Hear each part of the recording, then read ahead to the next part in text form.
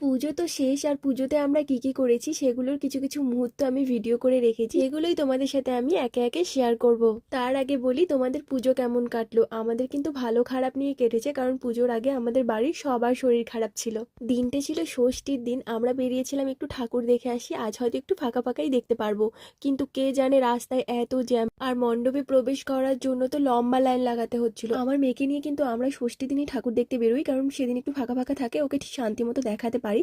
কিন্তু আমাদের শিলিগুড়িতে যে ষষ্ঠীর দিন থেকে এত ভিড় হয়, এর আগে কোনোদিনও ছিল না, মানে গত বছরও আমরা এতটা ভিড় পাইনি, এবছর যতটা পেয়েছি। পরের বার থেকে হয়তো মহালয়ের দিন থেকে ঠাকুর দেখা স্টার্ট হয়ে যাবে।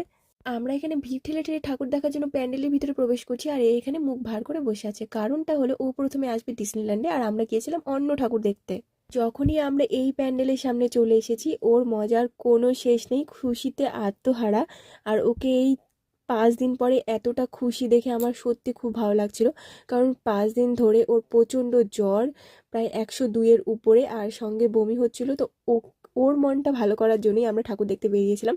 আর আমরা ভেবেছিলাম এবার হয়তো ষষ্ঠী দিন বেরোতেও পারবো না, কিন্তু আজ একটু শরীরটা ভালো ছিল, তাই বেরিয়েছিলাম। আর সেখানে এসে ও প্রচণ্ড খুশি, সত্যি মনটা খুশি হয়ে যায়। আর বাচ্চা কাচ্চা যদি মন ভার করে থাকে বা তার শরীর খারাপ থাকে, প্যারেন্টসদেরও কিন্তু খুব খারাপ লাগে। আর বাচ্চা কাচ্চা যদি খুব খুশি থাকে, প্যারেন্টসদের মনটাও অনেক ভালো থাকে। যখন আমি মা হয়েছি তারপর থেকে আমি এই খুশিটা অনুভব করতে পারি। কিন্তু সব থেকে খারাপ লাগে এটাই যে প্যান্ডেলে এত কষ্ট করে ঢোকার পর বেশিক্ষণ থাকতেই দেয় না, একটু শান্তি করে যে দেখবো সেটাও দেখতে দেয় না, বাঁশি বাজানো শুরু করে দেয় ভলেন্টিয়ারগুলো। তো কি করব, করার কিছু নেই, ওদেরও সেটা কাজ। তারপরে আমরা চলে গিয়েছিলাম সেইখানে যেখানে আমাদের শিলিগুড়ির সব থেকে কিউটেস্ট দুর্গা যেখানে আছে।